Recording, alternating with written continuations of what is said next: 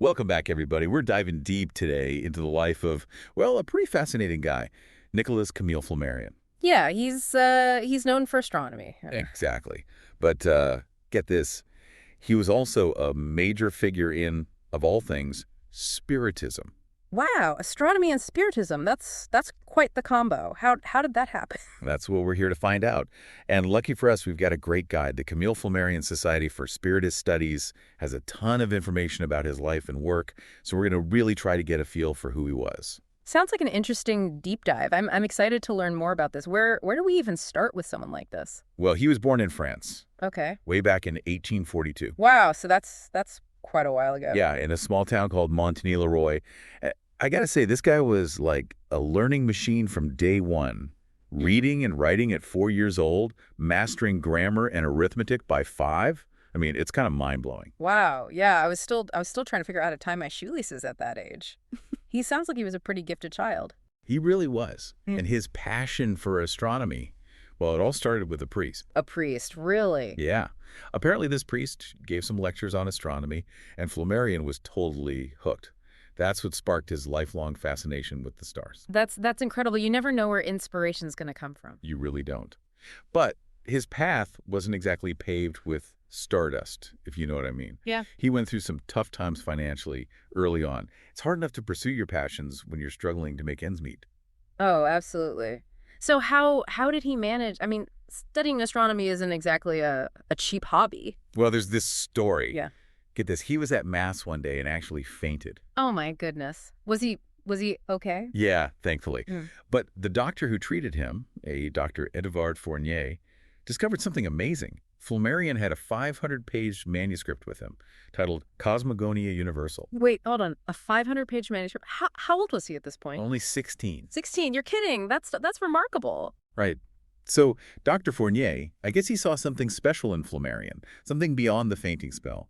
He became his mentor and helped him get a position at the Paris Observatory. Wow. Talk about a lucky break. What a turn of events. It really was. But even at the Paris Observatory, he faced some pushback. Oh. The director, a guy named Leverrier, was kind of a tough cookie. He had a hard time believing that someone so young could really grasp these complex astronomical concepts. I guess that's the classic struggle between the old guard and the new generation. Happens everywhere, doesn't it? It really does. But maybe those challenges were actually a good thing for Flammarion. Maybe they fueled his drive.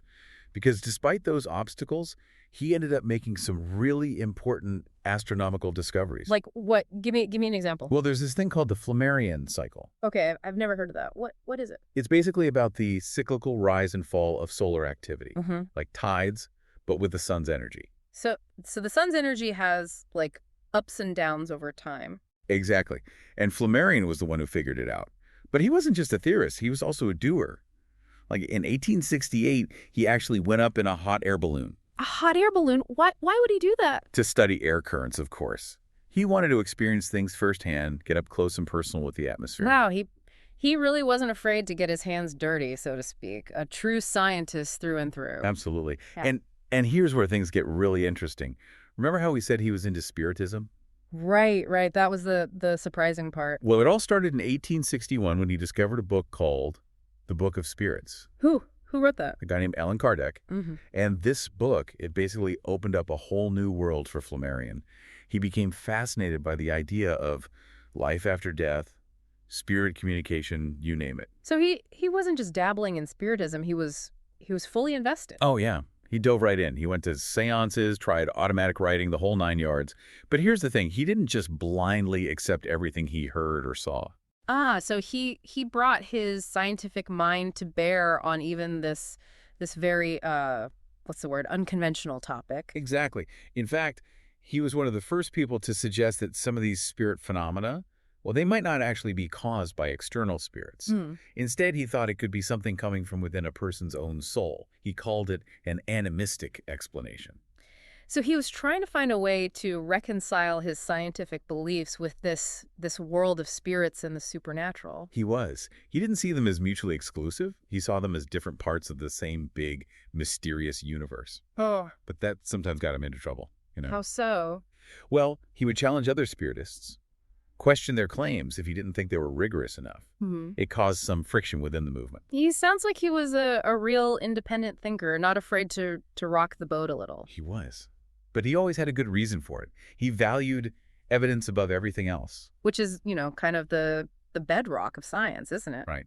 And speaking of science, in 1883, Flammarion got a huge opportunity. What happened? A generous donation allowed him to build his own observatory in Juvisy. And this wasn't just any old observatory. It was like a dream come true for him. Beautiful gardens, a massive library filled with books on all sorts of topics. It was a place where he could really explore the universe in all its aspects. That's fantastic. So he had his own space to conduct his research, to follow his passions. He did. And it was a place for others to come and learn, too. He was all about sharing his knowledge and passion with anyone who was interested. It sounds like he was a really remarkable person. I'm eager to hear more about his work at the observatory. Well, we'll definitely dive into that. But first, let's take a quick break. We'll be right back to continue our deep dive into the extraordinary life of Camille Flammarion. And this observatory, it wasn't just about stars and planets. Flammarion was also really into climatology and meteorology. Right, like I was saying before, he saw the connection between everything in the universe, Yeah. from the farthest star to the rain falling outside his window. Exactly. It's all connected. And speaking of connections, we can't forget the Camille Flammarion Society. He founded it in 1887. And it's still going strong today, Yeah. which is pretty amazing. It is. And what's even cooler? They're all about promoting scientific exploration of the universe. But not just in the traditional sense. They're open to exploring all sorts of things, even those things that are a little bit, out there. Like spirit phenomena. Exactly. Flammarion was a big believer in using the scientific method to study things like that. He didn't see any contradiction between being a scientist and being interested in the paranormal. Yeah, he was really a bridge between those two worlds, science and spirituality. He even gave a speech at Allan Kardec's funeral. Oh, wow, really? What did he say? He talked about how much he respected Kardec's work in Spiritism, but he also stressed the importance of using a more scientific approach to studying it. He wanted to bring more rigor to the field. It sounds like he was walking a fine line there, trying to honor Kardec's legacy while also pushing for more scientific inquiry. He was. And his book, Death and Its Mystery, it's all about that, exploring those big questions about life and death, the afterlife, all that stuff. Did he come to any conclusions? Well, he didn't have all the answers, of course, but he offered a lot of comfort and hope to people who are struggling with those questions.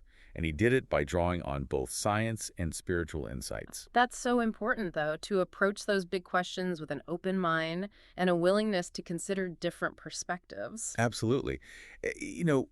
Flammarion was also way ahead of his time in other ways, too. Like, he was one of the first scientists to seriously consider the possibility of extraterrestrial life. Wow, really? Back then? Yeah. He wrote about it extensively. He believed that there were probably other inhabited worlds out there in the vastness of space. It's amazing to think that he was already thinking about that back in the 1800s. What a visionary. He really was. But it wasn't all smooth sailing for him. He faced a lot of criticism, both from the scientific community and from within the Spiritist movement. That's understandable. It's always hard to be a pioneer, to challenge the status quo. It is. But Flammarion never backed down. He kept pushing forward, pursuing his research and sharing his findings with the world. So what do you think? What drove him to achieve so much, to overcome all those obstacles? Well, I think it was a combination of things. He had an unquenchable thirst for knowledge, a burning desire to understand the mysteries of the universe, and he was incredibly dedicated to his work. And let's not forget his passion. It's clear that he was deeply passionate about both astronomy and spiritism. Absolutely. And that passion is contagious. When you read his work, you can feel his enthusiasm, his excitement about exploring these big ideas. And that enthusiasm, that's what makes his work so enduring. It's what still draws people to his writings today. It's true. Even though he lived over a century ago, his work still feels relevant, still has the power to inspire us to look up at the stars and wonder about our place in the cosmos. And to think about the mysteries that lie beyond our physical existence. To consider the possibility of life after death, of communication with spirits. And to approach those mysteries with an open mind and a scientific spirit. That's the legacy of Camille Flammarion. A legacy of wonder, curiosity, and a deep love for the universe and all its mysteries. Okay, so we've talked a lot about Flammarion's work, his accomplishments. But what about the man himself? What was he like on a personal level? Well, based on what we know from the Camille Flammarion Society, he was a man of deep convictions, but he was also very humble. He never stopped questioning, never stopped learning, and he wasn't afraid to admit when he didn't know something. That's so refreshing, though. In a world where everyone seems to have all the answers, it's nice to see someone who's willing to admit that they don't know everything. Exactly, and Flammarion was always open to new ideas, to different perspectives. He even disagreed with other Spiritists sometimes. He was a real independent thinker, wasn't he? He wasn't afraid to challenge the status quo, even within a movement that he was a part of. That speaks volumes about his integrity, I think. He wasn't afraid to stand up for what he believed in, even if it meant going against the grain. And he was always driven by a desire to find the truth, to get to the bottom of things, whether he was studying the stars or exploring the mysteries of the spirit world. And that's something we can all learn from, I think. To approach life with that same sense of curiosity, that same willingness to question and explore. Absolutely. So as we wrap up this deep dive into the life and work of Camille Flammarion, I'm curious to hear your thoughts. What are your key takeaways from all of this? What resonates with you most about his story? It's tough to pick just one thing. I mean, his dedication to science, even when dealing with something as unusual as Spiritism, that really stands out. Right. It's like he was saying, hey, whether we're talking spirits or souls, the universe is full of mysteries, Yeah. and we got to use our brains to figure them out. Exactly. And that's what makes him so important, even today. He wasn't afraid to challenge what everyone thought they knew, and he never stopped trying to understand more. He was a true pioneer in astronomy, in spiritism, in just thinking differently about the world. And what's amazing is that he didn't just keep all that knowledge to himself. Right. His books were huge hits, and he loved giving lectures, sharing his passion with everyone, not just scientists. He really wanted everyone to be able to understand these big, complicated ideas, and he did it. Yeah, he was a great communicator. He made science and spirituality accessible. And think about his observatory. It wasn't just some stuffy research lab. It was a place for people to gather, to learn, to discuss, a real community. A community of thinkers and explorers just like him. Okay, so here's the thought to chew on as we wrap up. Imagine Flammarion, alive today, with all the technology we have now. Oh, wow, yeah. Quantum physics, fMRI scans, instant global communication. He'd be in his element, Yeah. having headfirst into all those things, trying to understand how they could help us learn more about the universe, about ourselves. He'd probably be using those tools to study mediums, to look at the brain during those psychic experiences. Oh, absolutely. But even with all the fancy gadgets, I think he'd still be the same Flammarion at heart. Right. Curious, rigorous, open-minded, never satisfied with easy answers. Always pushing the boundaries of knowledge. That's the true legacy of Camille Flammarion, I think. A legacy that reminds us to keep asking questions, keep exploring, keep wondering. Because who knows what incredible discoveries are still out there, just waiting to be made. And that's what makes this whole journey so exciting, isn't it? The possibility of discovering something new, something that changes our understanding of the universe and ourselves. It is. And on that note, I think it's time to wrap up our deep dive into the world of Camille Flammarion. We hope you've enjoyed this journey into the life of a man who truly embodied the spirit of scientific inquiry and spiritual exploration.